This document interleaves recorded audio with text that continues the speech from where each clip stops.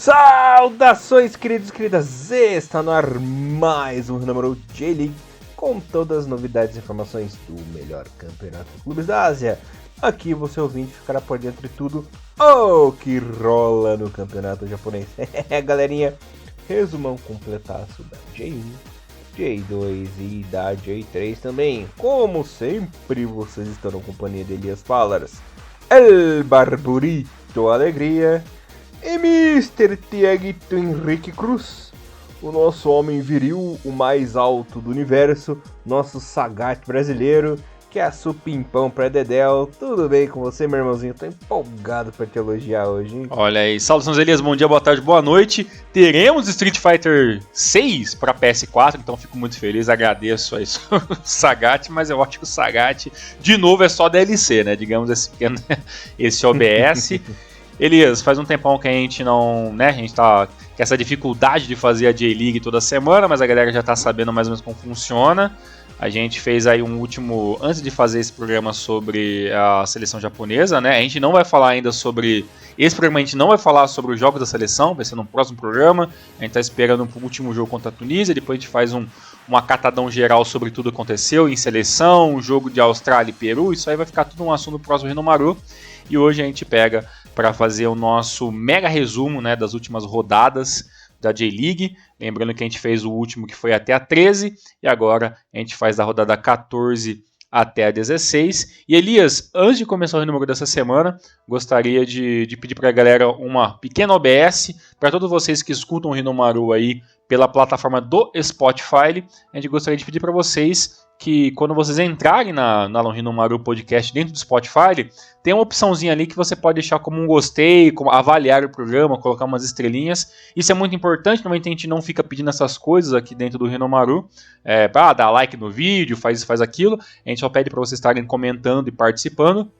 Mas essa semana eu vou pedir para vocês aí carecidamente, quem escutar o Rinomaru, ou até quem não escuta o Rinomaru pela plataforma do Spotify, mas tem o Spotify aí no seu computador facilmente, logado, ou no seu celular, entra lá, digita Rinomaru Podcast, clica lá aí nos 3 pontinhos, avaliar podcast, avaliar programa no caso, e vocês dão ali pra gente 5 estrelinhas ou 4, aquilo que vocês acharem interessante, porque isso ajuda o Spotify dentro da sua plataforma de podcast, tá destrinchando e mostrando o Rinomaru para outras pessoas que escutam podcast na plataforma. Então, desde a gente agradece, muito obrigado pela paciência entre nossos programas. Eu estou sem internet essa última semana por questão de mudança, por isso o Rinomaru também deu uma atrasada. Elias, resultados não, né? Informações dadas, colocados aí os pontos nos is. Vamos falar então sobre J-League, que não parou, né? Tá rolando aí, teve apenas uma pausa dos jogos da seleção, mas muita coisa aconteceu do último programa para esse meu querido amigo Elias Fallers do Street Fighter 6.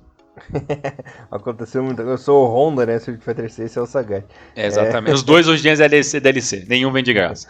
Provavelmente. Exato. Galerinha, falando aqui dos resultados da 14ª rodada, que foram os seguintes. O Hiroshima meteu 3-1 no Kyoto Sanga, Shimizu perdeu em casa pro Nagoya 2-1, Cereço 3, Gamba 1 no clássico da rodada, Thiagão chora, Tóquio e Reisol ficaram no 0-0, Belmari 2, Kobe 1, eita, Ural e Kashiba ficaram no 1-1, Sagan e Frontale ficaram no 0-0, tá acabando o gás o Frontale, o Avispinha meteu 1-0 no Marinos e o Júbilo perdeu em casa pro Consadole Sapporo pelo placar de 2-1. Thiagão, antes de ir para a 15ª rodada, só quer dar um palpite do clássico aí ou deixa abaixo mesmo? O cara gosta de bater. Ó, o Derby de Osaka, sinceramente, foi uma das coisas mais legais dessa rodada, junto com o jogo ali do Ural aí do jogo do Kashima, que o jogo acabou em 1-1, né? Os jogos jogando muito bem, né? O Sagan Tosu segurando, né? O Frontale que acabou se desesperando, teve um jogador expulso, né? A derrota do Marinos pro Avispinha também foi bem interessante, mas o grande nome dessa rodada foi, né, para dentro da mídia e tudo mais, foi esse derby de Osaka entre Cereço e Gamba, mas o Cereço muito melhor, o Gamba nem estava tão desfalcado assim, mas no geral mesmo, em nenhum momento, né, o Gamba Osaka conseguiu ali impor, conseguiu o primeiro gol ali no comecinho ali com a assistência do Leandro Pereira pro Yamane fazer aos 33 minutos, mas o segundo tempo todo foi da equipe do Cereço, e você já sabia que ia degringolar chorar quando você sabe que o primeiro gol do Cereço foi do Taggart, né? Então, e depois disso aí, só degringolou as coisas, o Kuno acabou marcando 2 vezes e virando para a equipe que estava jogando em casa, né? O jogo foi no mando do Cereço, então jogou, venceu melhor. O time do Gamba, né? Eu já bato, né, toda semana, e para quem já escuta o Renomaru sabe muito bem. O Gamba tem uma ideia de reformulação de elenco, uma reestrutura na equipe, uma ideia de talvez conseguir um bom futebol para daqui 2, 3 temporadas, até porque o Gamba já está tendo dificuldades demais em emplacar a sua nova marca com o seu logotipo feito no CorelDRAW. Então o Gamba vai com passos de formiga para essa nova reformulação, e muito interessante que eu vi em alguns blogs que a equipe do Gamba fala que a ideia, né, é a equipe se reformular aos poucos e começar a voltar a lutar por títulos diretamente dentro aí de 2, 3 anos. Eu só acredito vendo. Mas é claro que vai dar certo, vai lutar por título sim, Thiagão. Qual? Da J2. Pode ser. Aí beleza, aí tudo bem. Então o marketing está acertadíssimo, porque o Gamba, infelizmente, mais um ano não está jogando absolutamente nada. Como diria, né? O torcedor do Gamba vai lá na igreja rezar, orar. Falou, meu Deus, por favor, Deus te elimine, né? Tá isso mesmo. Tá se eliminando o Gambaús, que bem, as coisas só piorar porque teve mais uma derrota aí, teve mais derrotas no meio de todas essas rodadas aí. Thiagão, e na rodada mais maluca em todos os tempos da J-League, rodada pra lá, estilo anos 90, né? Exato. Que nós vemos hoje em dia. O Gamba se safou dessa rodada porque o jogo foi adiado, né? Foi Gamba e Hiroshima, foi jogado pro dia 29 de junho. Exato. Mas o Nagoya venceu o Ava Espinha por 1-0. Pobe e Júbilo ficaram no 0-0. Cereço 2, Ural 1-0. O Shimizu levou uma naba em casa pro Tokyo 3-0. Marinos gol de 2-0 do Kyoto. Kashima e Sagatoshi ficaram em 4-4. O Kashima chegou a virar o jogo aos 45 do segundo tempo para 4-3. No último lance tomou o quarto gol, 4-4. O Sapporo levou uma lavada do Rei Sol em casa por 6-1. E no jogo mais improvável, o placar mais improvável de um derby de Kanagawa atualmente, né, Tiagão? Em casa, o Frontale levou de 4-0 do Shonan Bellmare.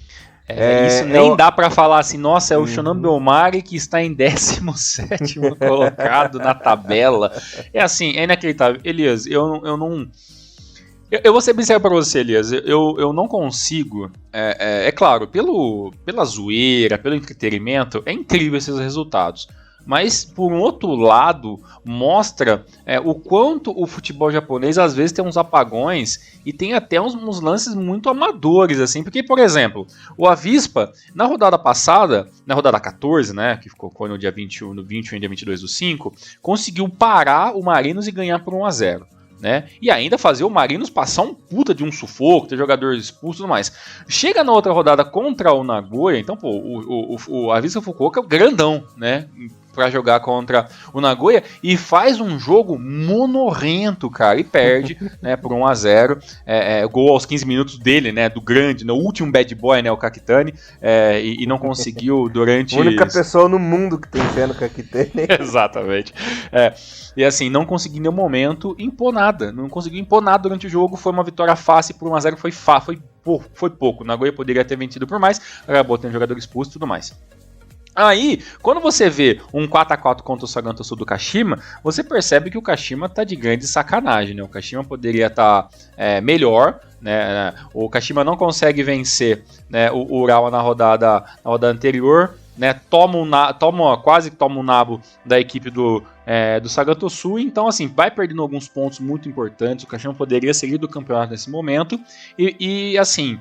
É muito interessante ver o quão forte foi essa equipe do Sagantosu, como tá melhorando, né? Como tá sendo cascudo e tá voltando a ser uma equipe que dá trabalho, né? E o primeiro tempo foi completamente do Sagantosu, tava 2-0 no primeiro tempo, né? E aí quando veio o segundo tempo, logo no começo faz o terceiro gol com o Koizumi, né? No primeiro foi o Tashiro e depois o Miyashiro. No segundo tempo o Koizumi faz o 3-0, aí começa, né, o trabalho de pé no chão, né? Opa, vamos tentar atrás desse placar, vamos lutar pelo menos pelo empate, até porque a equipe do Kashima não atacou quase nada todo o primeiro tempo, a equipe do Sagantosu, e aí começa a empatar, né? Vem com o Iguchi aos 52, depois o Edinha faz o segundo aos 68, consegue, né, o gol ali do Doi com a assistência do Suzuki aos 92 mais ou menos, e aí consegue o empate, como você falou, com o Someno aos 94. E aí, poxa, olha que grande virada, né? De um 3-0 virou um 4-3, né? E aí, vacila e o Táchiro faz o quarto gol da equipe do Sagan. E pelo menos a equipe do Sagan merecidamente sai com um ponto depois de ter lutado muito bem. Mas a equipe do Kashima teve um primeiro tempo, assim, digno de uma equipe que não merecia estar no topo da tabela, né? Então eu gostaria de deixar isso muito bem explícito. Aí, Elias, quando a gente vê o jogo, por exemplo, do Kashiwa Reysol, você nunca imaginava que o Reysol, que vem fazendo um campeonato, né, de recuperação, começou muito mal as primeiras rodadas, teve alguns tropeços e a equipe foi meio que melhorando e começou aquele esqueminha de ganhar, perde, empata, de repente dá um sacode na equipe do Sapporo, que também não faz uma boa temporada. A equipe do Sapporo é mais uma temporada de meio de tabela, não dá para esperar nada do Sapporo em 2022 novamente, e consegue jogar fora de casa, bater aí uma equipe que poderia sim jogar um pouco mais fechado, e jogando em casa poderia dar um pouco de pressão, e você vê um Sapporo extremamente perdido, tendo jogador expulso ridiculamente aos 10 minutos de jogo, né? Isso não é muito normal dentro do futebol japonês, e aí com essa expulsão, todo o sistema defensivo, toda a estrutura da equipe do Sapporo ruiu, o que mostra o seguinte: o Sapporo não tem dois malditos jeitos de jogar, eles entram com uma formação, e essa formação eles jogam durante o jogo todo, não tem uma estrutura de futebol, não tem uma ideia, não tem uma tática. Você vê os jogos do Sapporo, todos são com essa bendita linha de 3, né? 3 zagueiros, 3-5, né? 3-6-1 ou 3-5-2, é sempre nesse esqueminha aí, e a equipe do Sapporo mostra que, assim, limitadíssima, assim, a tática do Sapporo, assim, é digna de dó em alguns momentos, e a equipe do Reysol aplica esse chocolate. Eu sinceramente gostaria de saber sua opinião, se nesse momento o Reysol é a quarta força do futebol japonês, ou é 2022 que tem muita equipe jogando abaixo daquilo que a gente esperava, né? E aí depois eu deixo para você falar sobre o Shonan, que você tem muito mais gabarito do que eu, mas o Frontale tomar essa piaba mostra, assim, que o Frontale que a gente viu nesses últimos anos, cara, eu acho que realmente acabou o gás, literalmente, para os golfinhos de Kanagawa. É assim, Thiago, eu não penso que o Reysol seja, de fato, uma quarta força. É o campeonato que tá maluco mesmo, sabe? O campeonato que tá aberto. Até porque o elenco no Reysol é bem treinadinho, bonitinho, mas não é estrelado, né? Não é só não estrelado, como perdeu quase, quando foi rebaixado, perdeu todos os principais jogadores, praticamente, né? Você vê, assim, elencos que tem jogadores bem mais recheados, né, de estrelas, como o próprio FC Tokyo, né?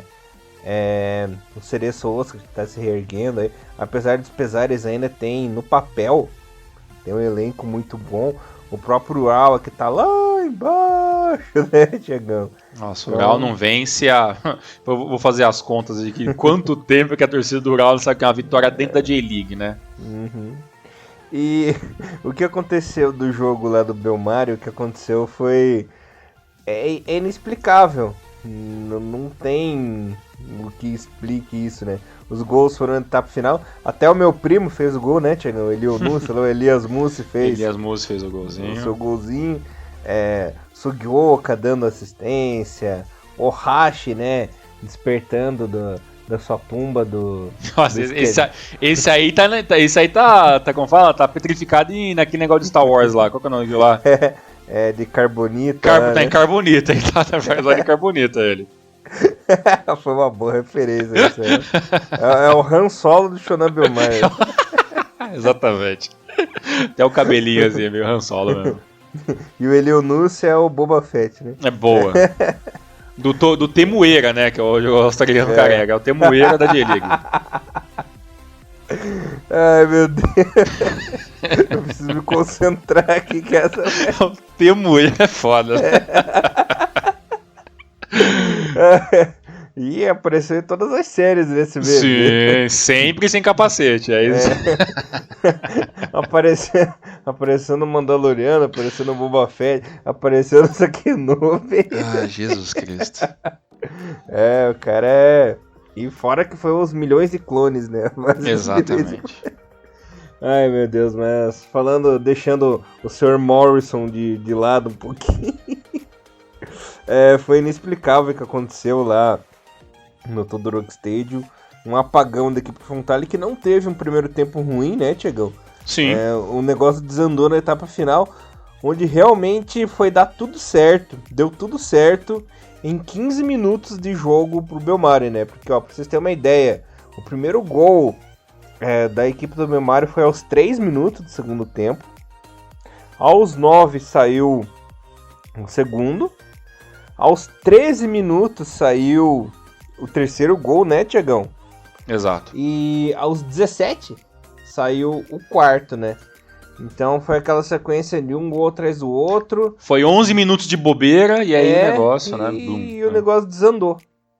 Aí, claro, né, o Belmari, após o quarto gol, ter conseguido aí o seu saldinho, fechou a casinha, né? E aí não teve como mais a equipe do Frontale penetrar essa muralha no esquema tático de 10-0-0, né? Sim. Do Belmari. E um detalhe, né? Não era assim, assim, tudo bem, que é nítido que pouquíssimos campeonatos do mundo, eu acho pouquíssimos que eu falo assim, eu acho que apenas a Premier League tem um material humano. Não sei se o Elias vai concordar comigo, talvez não, mas eu acho que só a Premier League hoje tem um material humano para você ter duas rodadas assim muito seguidas, e lá nem tem muito isso, né? E você tem ainda bons níveis de futebol. Porque, por exemplo, o Frontale não tava jogando com o Yu Kobayashi, não tava jogando com o Shinen, tava jogando com... Elienaga, Leandro Damião, Marcinho, Tono, né? O Akizaka, Sasaki, Kurumaya, Jung, Yamamura, Yamane, não tinha ninguém em reserva, né? Era um time full mesmo já jogando. E o esquema, e o Shonan, né, deu um pequeno OBS pro esquema, inacreditável o esquema que o Shonan jogou nesse jogo. Ele entrou com 3 zagueiros, entrou num 3-5-2, né, e às vezes esse 3-5-2, Elias, virava incrivelmente um 3-3-4, porque o Elias Mussi e o Ikeda abriam pelas pontas e virava assim uma formação de Ninguém Eleven louca, tá ligado? E é um negócio a mesma coisa que botar o Roberto Carlos no ataque. É isso, exatamente. Você definiu literalmente. O Shonan Belmari jogou igual o Ninguém Eleven 4 do Play 1 com o Brasil, e você coloca ali os geradores de velocidade na frente. E realmente um apagão que não tinha mais como, né? Mas o 4-0, se fosse um 4-2, você fala, puta, que chocolate. Mas 4-0 realmente mostra que cansou. E eu acho que a única pessoa aqui no final das contas, porque assim, se o Frontale não ganhar nada esse ano, tá tudo bem. Se o Frontale não ganhar mais nada durante 5 anos, eu acho que ninguém vai chiar. A torcida não vai chiar pelos últimos anos mais que aconteceu.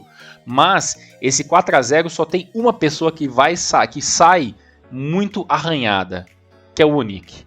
Porque o Onick é cotado para ser o próximo treinador da seleção japonesa. E o Toru Onick tomar 4-0, né, tomar 4-0 do Shonan Belmari, é claro que vai respingar um pouco nisso na imagem dele, né? Então, claro. Eu acho que não é a questão de como o Frontale vai acabar 2022, mas se o Frontale ficar tomando muitas goleadas e acabar meio que virando a piada de 2022, é bem provável que o Toru Onick se queime e não seja o próximo treinador da seleção japonesa. Pode refletir, né? Tem toda a razão. Até uma coisa que eu quero falar com você no renome da seleção japonesa, né? Ok. Anotado mentalmente pra gente voltar a falar sobre Toru Onick lá. Uma das coisas que eu quero falar com você. Tiagão, bora pra próxima rodada ou quer falar mais alguma coisinha aí dessa aqui?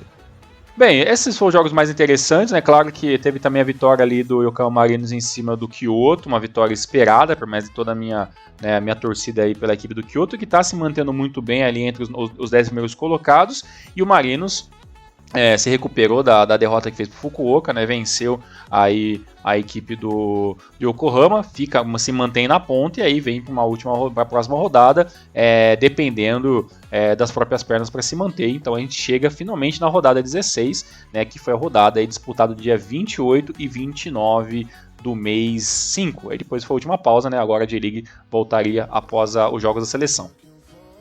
Maravilha, Tiagão. E uma coisa que eu quero começar abrindo essa rodada foi que é aquela famosa morde e assopra, né? Aquela pequena ilusão que o Vissel Kobe finalmente venceu em casa e venceu de goleada, né? Mais uma pancada em cima do Sapporo, hein? Sapporo é a equipe da pancada 2022.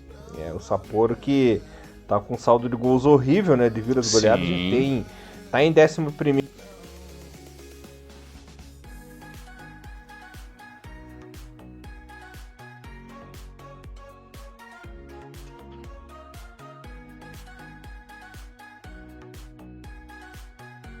Equipe do Petrovic, né? Incrível. Um detalhe, né? Já é a terceira goleada que o Sapporo toma em 2022. O primeiro foi lá na terceira rodada. Terceira não.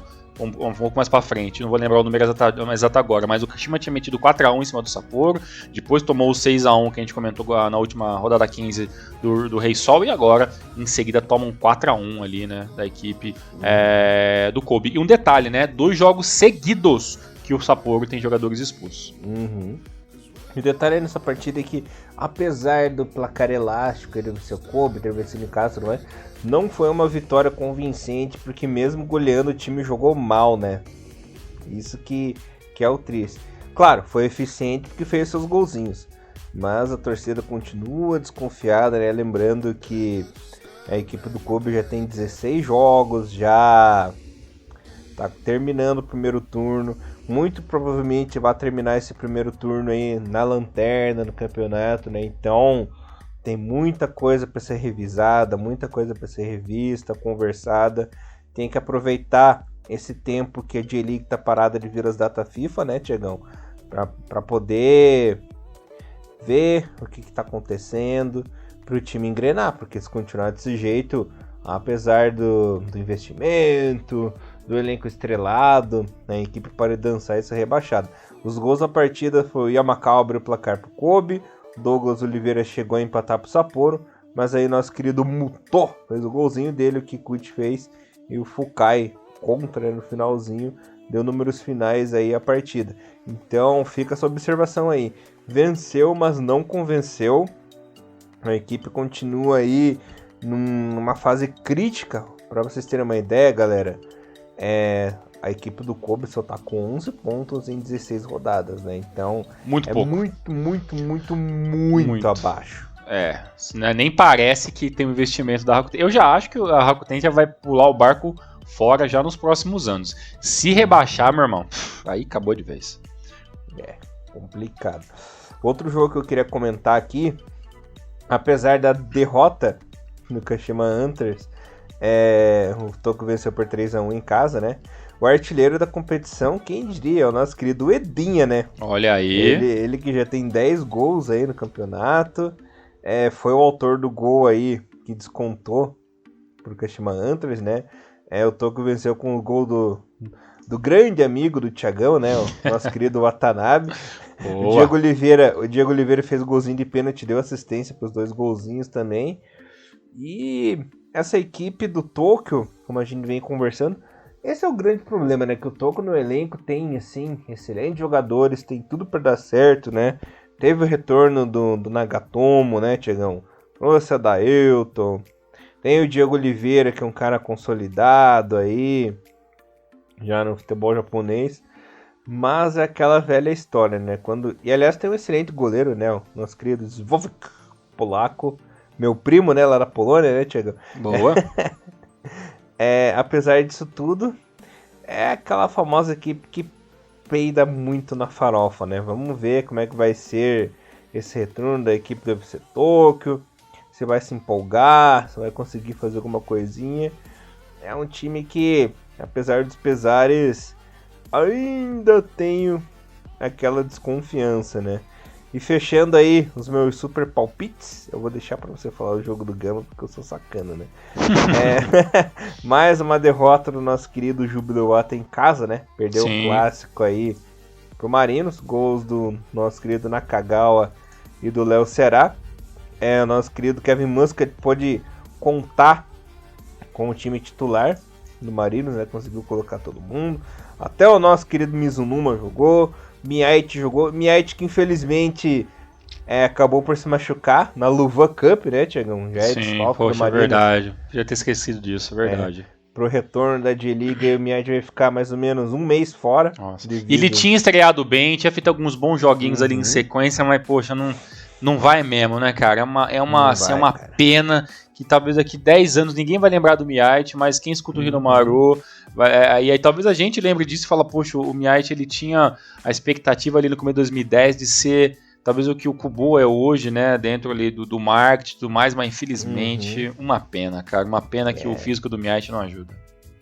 É uma coisa que, tudo bem que esse jogador que eu vou comentar agora teve muito mais sucesso, relativo sucesso maior, que é o Shinji Ono, né? Que era para ser cotado o maior jogador japonês de todos os tempos, mas as lesões aí acabaram por afundar, né? Uma pena mesmo. Nossa, é uma pena muito grande. Tiagão, pra você começar aí, eu vou jogar você na fogueira, né? E o Sagan que meteu 2-1 no Gamba, hein? Pois é, só um último detalhe que eu tava vendo aqui, o Jubilee ele só conseguiu vencer 2 partidas dentro da J-League, tá, em casa, né, e jogando como mandante apenas 2 vitórias, então já foram quantas? 16 rodadas? Poxa, 16 rodadas, você vencer apenas 2 dentro da J-League em casa, perdão, acho que são 3, não são 2, são 3 vitórias, ainda assim é muito pouco aí pra equipe do Jubilee, infelizmente, o seu torcedor está sofrendo bastante. Elias, o Sagan Tosuki, olhando, né, eu sempre falo que acho muito interessante o jeito que o Sagan joga, é uma equipe muito modesta. Se você nunca assistiu um jogo do Sagan Tosu e você for ver, não espere ver um Barcelona jogando, muito, muito longe disso, mas é uma equipe muito, mas muito esforçada. Acho bem interessante a maneira que o Sagan Tosu impõe seu ritmo de jogo, a maneira que ele trabalha. Talvez é uma das equipes que melhor trabalham com pouco material humano. Esse esquema que voltou a ser uma grande moda no futebol japonês e no mundo todo, que é o esquema de 3 zagueiros, né, o 3-6-1.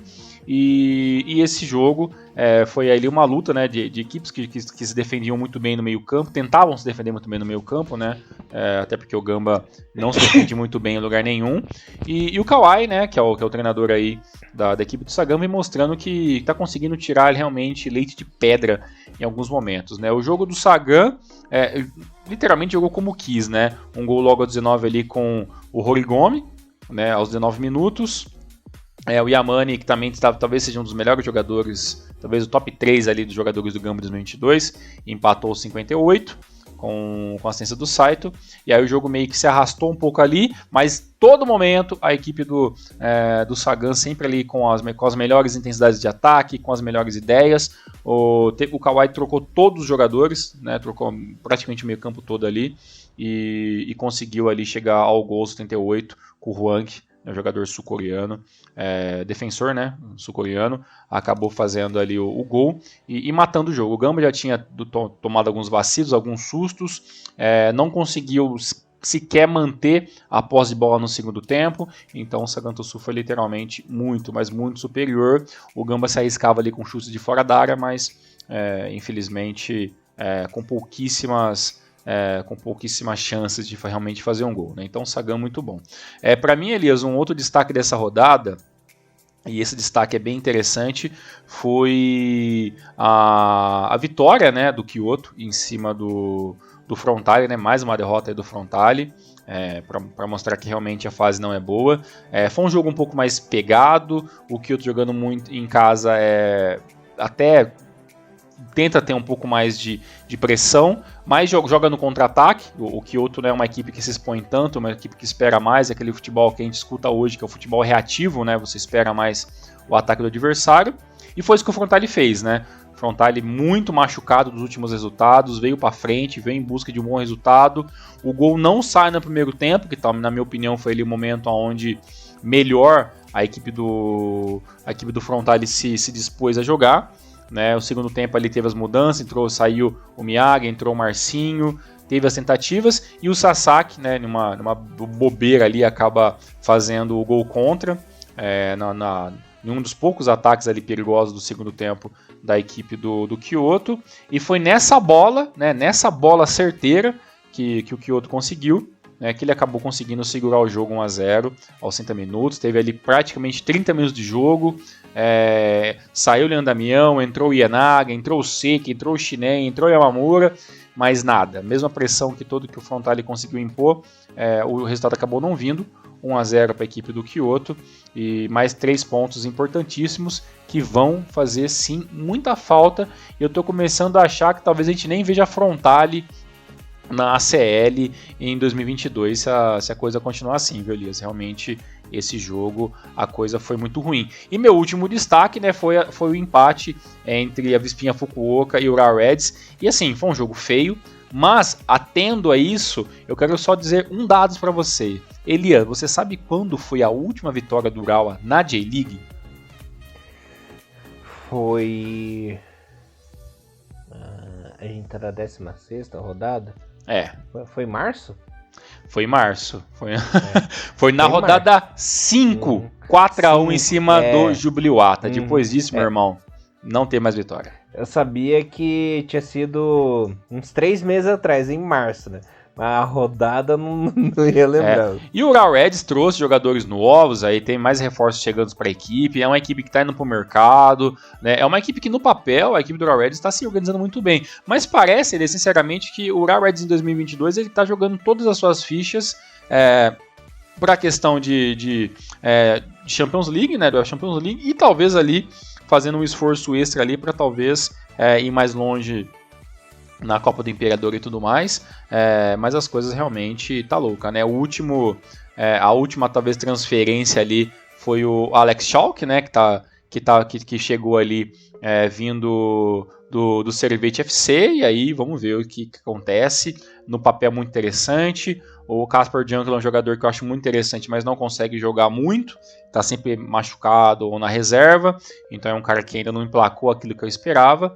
E aqui o Urawa Reds vai jogar literalmente a J-League de qualquer jeito, apenas para não cair mesmo, e jogar todas as suas fichas nas Copas, mas eu acho muito arriscado, né? Porque em 14º colocado, a diferença não muito grande, e eu vi o jogo do Urawa na Copa do Imperador, venceu de 1-0 a equipe do Fukushima United, com a equipe ali meio mistão ali, não jogou muito bem, então sinceramente eu quero esperar para ver se essa ideia do Urawa Reds em 2022 vai dar certo.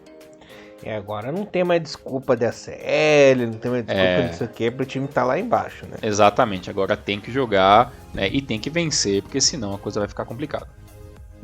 Complica mesmo e muito. Tiagão, falando aqui dos outros resultados da rodada, o Hiroshima bateu o Nagoya por 1-0, o Belmare perdeu em casa pro Cereço por 2-0, o Reysol continua aí na sua boa fase, meteu 3-1 no Shimizu, né? Exato. E eu acho que nós falamos de todos. Exatamente, falamos de Sagan, falamos de Júbilo, falamos tudo mais, né? Então se a gente perdeu alguma coisa pelo caminho, é isso, a gente tentou esse destaque, lembrando que esse formato do Hinomaru que a gente vem trazendo, a gente está sempre mudando os formatos, e a gente destacar alguns jogos, né? E os demais a gente passa os resultados, então a gente sempre gosta dos feedbacks. Se vocês estão gostando desse formato um pouco mais enxuto, fale aí, né? Dê a sua opinião, né? Se vocês gostarem ou não, a gente está, né? sempre aberto aí a novas opiniões. Elias, vamos falar de classificação? Vamos! Só lembrando que apenas o Sanfrecce Hiroshima e a equipe do Gamba Osaka que tem 15 rodadas até o momento, né? 15 jogos. O resto já tem isso às 16 completinho. Aliás, o Gamba Osaka também tem 15 jogos, né? Além disso, e é isso aí. A classificação é a seguinte: no momento, o Yokohama F Marinos é o líder com 31 pontos. Em segundo, temos o Kashima Antlers com 30. Essas equipes estariam aí direto na ACL. Em terceiro, a equipe do Frontale, né, mantém-se ainda na terceira colocação com 30 pontinhos também. 16º, o Shimizu com 13 pontinhos, está naquela famosa zona dos playoffs, né? Aí em 17º, o Belmare com 13 pontinhos, na lanterninha o Viseu Kobe com apenas 11 pontos em 16 rodadas. Lembrando mais uma vez vocês, galerinha, que o artilheiro da competição é o nosso querido Edinha, com 10 golzinhos do Kashima, seguido por Peter Utaka do Kyoto com 8 gols, Thiagão. Exatamente, rodada 17 volta neste final de semana, sabadão, tá? Com jogos ali todos nos horários, assim, pra gente é um pouco mais complicado, jogos todos no sábado, Rodada termina no mesmo dia, começa e termina no mesmo dia, com jogos às 6 e às 7 da manhã. Dê uma olhadinha aí que tem alguns jogos interessantes para vocês estarem assistindo. Maravilhoso, Mr. Thiago em Cruz. E a J2, hein, rapaz? Bora lá que lá o bicho pega 24/7. Lá o bicho pega mesmo, né? Lembrando que terminamos o primeiro turno da J2, nessa rodada aí, e a 21ª rodada foi a seguinte. O Kofu e Jeff United ficaram no 1-1, Tsuegen e Yokohama FC ficaram no 1-1 também, Tokushima e Vegalta Sendai ficaram no 2-2, Ryukyu perdeu em casa para o Fifari Nagasaki por 2-1, o Oita perdeu em casa para o Uberex por 2-1. Renofel Moguchi perdeu mais uma por Fadiano Okayama do nosso querido Duke, que está na Copa do Mundo por 1-0. Blomets perdeu em casa para o Mia 1-0. Mito 1, Monterio 0. Matida e Hiroasu ficaram no 1-1, no meu clássico favorito. Zaspa e Totig ficaram no 0-0 e o Verde empatou com o Grula por 2-2. Tiagão, antes de você comentar aí dos resultados, passar a classificação rapidinho aqui, que é a seguinte: o Uberex ainda é o líder com 42 pontos, saldo positivo de 18.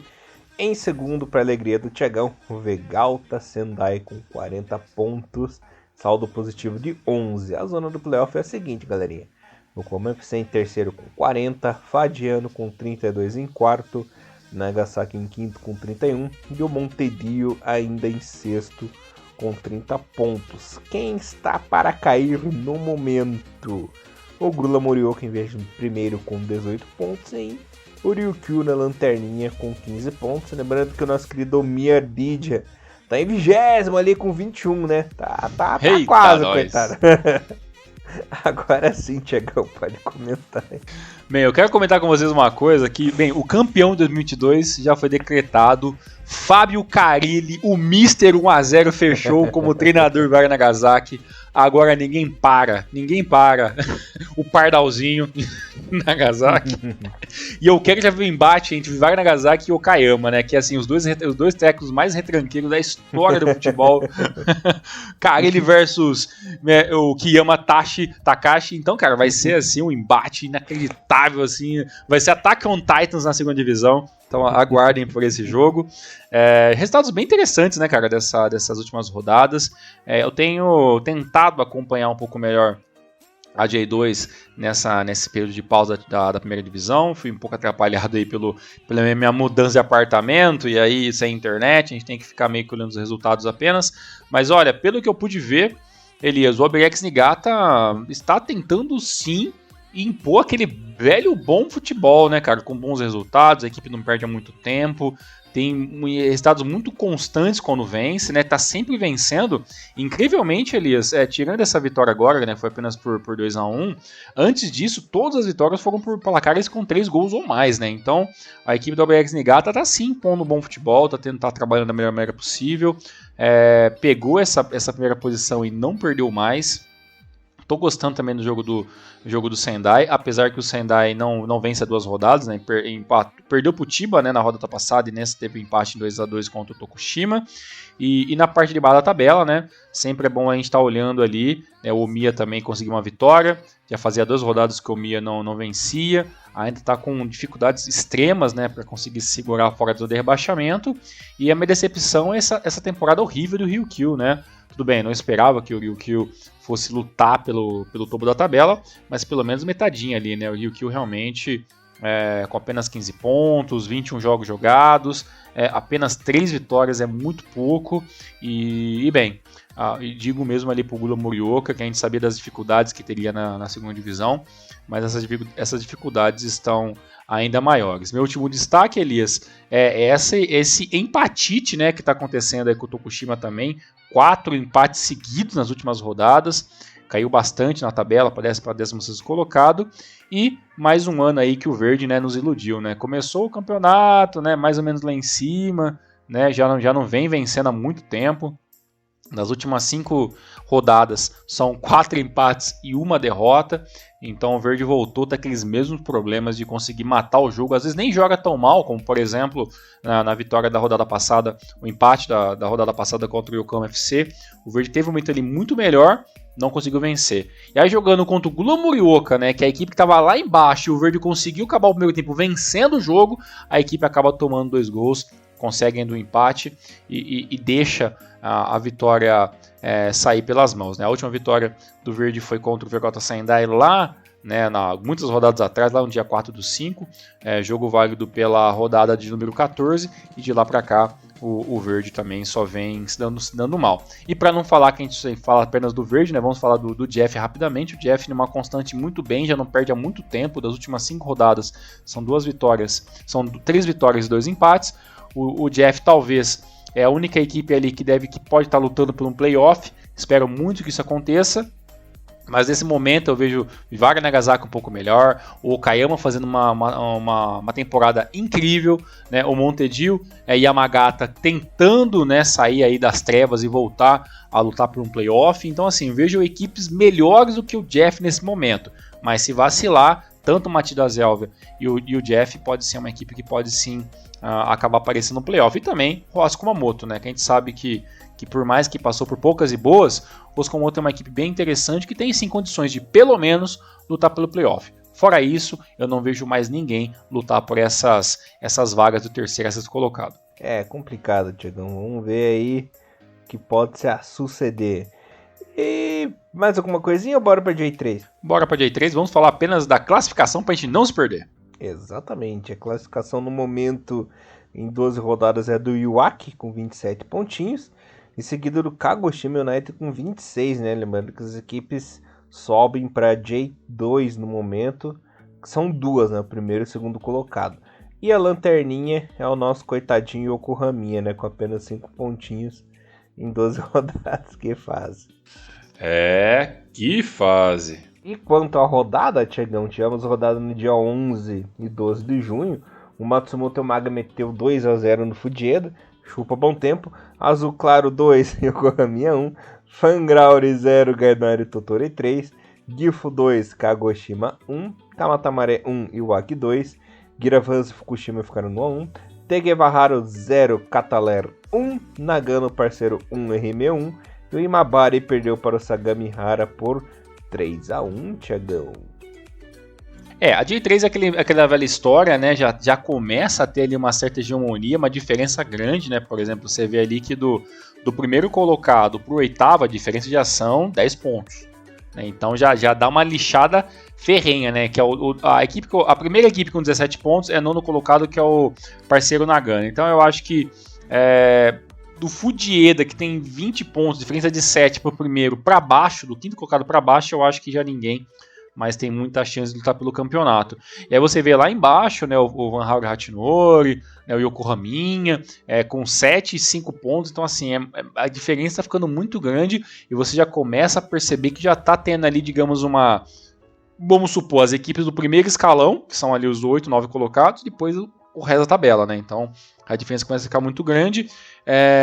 Achei interessante, né, como que o Aki vem se mantendo na primeira colocação. Não vem, claro, a diferença com o Kagoshima ainda é muito pequena, apenas 1 ponto. Mas o Kagoshima tinha vantagem, né, por ter vencido 4 jogos seguidos. O Iwaki tinha empatado nessas últimas 5 rodadas, teve um empate. Então, se o Kagoshima vence, ele ficaria ainda 2 pontos à frente da equipe do Iwaki. Acabou perdendo, agora a vantagem fica aí para a equipe do Iwaki FC. E vamos ver como que destrincha isso, né? A J3 ainda é longa. Os 2 primeiros colocados sobem direto, Elias, ou vai ter playoff? Sobe direto, né? Sobe direto os 2 primeiros colocados. Então beleza. Então tem sobe direto. Aí sempre tem que deixar em parênteses que tem aquele esquema da licença, mas eu acredito que todas as equipes que estão lutando até agora, todos têm a licença para subir. E vamos ver o que fica interessante. Das equipes que estão fora ali dos 2 primeiros colocados, Elias, quem que você acha que pode ser ali a equipe que pode dar trabalho? Será que o Matsumotinho, por ser uma equipe talvez mais tradicional, a camisa pesar um pouco mais, e talvez o Kataler Toyama, talvez fique só entre esses 4 literalmente, o Fujieda ali como uma literalmente quinta força do campeonato? Ou você acha que é muito cedo para cravar isso e na questão da terceira divisão? Eu acho que é muito cedo para falar, Tiagão, porque a G3 é um campeonato muito maluco, né? Então, e tá na 12ª rodada ainda, né? Eu não me atrevo a cravar nada no momento, assim. O que eu acho mais interessante de tudo isso é como a defesa do Iwaki é muito boa, né? A defesa menos vazada. Eu esqueci de falar disso na primeira e segunda divisão, mas fica no próximo programa. Mas o Iwaki tomou apenas 8 gols. Né? E é incrível que tá fazendo barba, cabelo e bigode, né? É o melhor ataque com 25 gols e a melhor defesa com apenas com 8, né? Comparado, né, por exemplo, com o Von Harry Hatinori, que só fez 6 gols, mas a pior defesa, né, e convenhamos também o pior ataque, né, tá fazendo o barba, cabelo e bigode ao contrário, é o Yokohama, né, que tem o pior ataque com apenas 5 gols feitos, né, em 12 rodadas, então isso é uma média ridícula, né, de gol por rodada. E já tomou 26 golaços, né? Então, beleza, vou ser bem sério pra você, cara. A gente gosta muito do Yokohama, a gente fala isso aqui desde quando a gente tá cobrindo o J3, desde a criação da terceira divisão.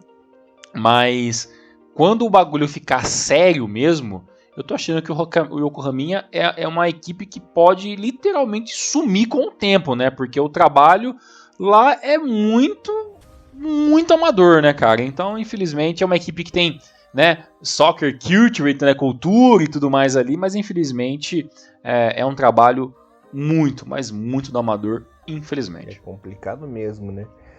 E quanto ao Iwaki, né, que você comentou, eu não sei se a equipe tem elenco para aguentar até o fim do campeonato nas primeiras posições ali, Thiago. Talvez com o tempo dê aquela caída, né? Mas como conseguiu bastante gordurinha, talvez ainda consiga alguma coisa, eu não sei, É que o Iwaki é aquelas equipes que teve ali uma ascensão meteórica, né, essa da série, da JFL, já consegue os avanços e tudo mais, né, então é difícil, vai chegar isso no final de campeonato, realmente, até que eu acho que o elenco de Iwaki FC ele é muito enxutinho, né, e você vai vendo ali as idades dos jogadores, é muito jogador com a idade ali muito baixa, né, você vê que o jogador ali mais velho do elenco é um jogador que tem 27 anos, né, um dos defensores, e você tem ali um dos atacantes ali, que é o Suzuki Shota, que tem 29 anos, né, o restante do elenco é 22, 23, então assim, o elenco na teoria não deve ter problemas com lesões, mas tem que ver se a galera aguenta, né, essa bronca, porque realmente a J3, por mais que é um futebol um pouco mais correria, né, e menos técnico, ainda assim é um campeonato longo, a gente sabe que campeonato longo é sempre um problema. É complicado. E na nossa querida JFL, por enquanto o líder é o Tokyo Musashi no United, né, Tiagão? Com seus 20 pontinhos.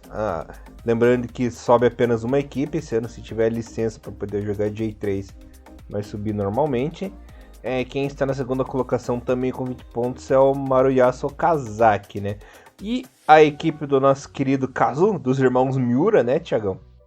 O Suzuka Point Gatherers, nesse momento está beirando aí, está na 11ª colocação com 13 pontos. Vou passar a rodada completinha para vocês, que foi o seguinte: o Nara Club venceu a equipe do Honda Lock por 1-0, Tokyo empatou com o Sony Sendai em 1-1, o Suzuka, já falei do resultado, né, venceu por 1-0 o Kochi United, Kagura Shimane 3-1 no Osaka FC, Maruyasu Okazaki perdeu em casa pro Honda, tem 2 Honda no campeonato, o Honda FC e o Honda Lock, galera, não confundam. O Criação Shinjuku ganhou de 4-2 do Tiyama Hirataka. Eu sempre falo essa piadinha, parece o Crianção Shinjuku, né? e esse é meu derby, né? O Criação Shinjuku e o Tiyama Hirataka aí, então eu fico dividido nesse jogo. O coração do Chegão cabe todo mundo, né? Impressionante. O Raimira Aomori perdeu em casa por 3-2 pro Verespa 8. E o Biwako Shiga bateu por 2-1 o Vertier Mie, Chegão. Exatamente, cada vez mais está ficando velho aqueles Renomaru sobre as histórias das equipes, né? E a gente inevitavelmente vai ter que fazer uma hora sobre a JFL, né? Então, beleza, já começa a fazer ali suas pesquisas, porque é um nome mais incrível que o outro. Então, tem história para contar aí nesses próximos Renomarus. Um dia vai sair, aguardem, uma hora sai. Principalmente os drops, né, galera? Fiquem de olho aí. que logo saem os drops das equipes bem legais. Exatamente. Elias, passando a régua, então todos os resultados feitos, todo mundo já está aí atualizadíssimo para o retorno da primeira divisão, da J1 neste final de semana, também tem J2, tem J3, deu uma procuradinha na internet. Ainda essa semana tem muito para se falar sobre seleção japonesa, tem jogo ainda da seleção principal, tá acontecendo aí jogos das seleções sub, né, sub-16, sub-20 e assim por diante, e tudo isso a gente traz uma catadão no próximo no Aru, que pode ser a semana, pode ser na próxima, mas o próximo com certeza é falando sobre amistosos das seleções e afins, e a gente volta numa próxima oportunidade. Um forte abraço, valeu galera por tudo, tamo junto. Valeu galerinha, até mais, uma ótima semana aí. Renomaru, levando o melhor futebol japonês pra vocês galera, valeu! Valeu, abraço, fique com Deus, tchau, tchau. Sayonara.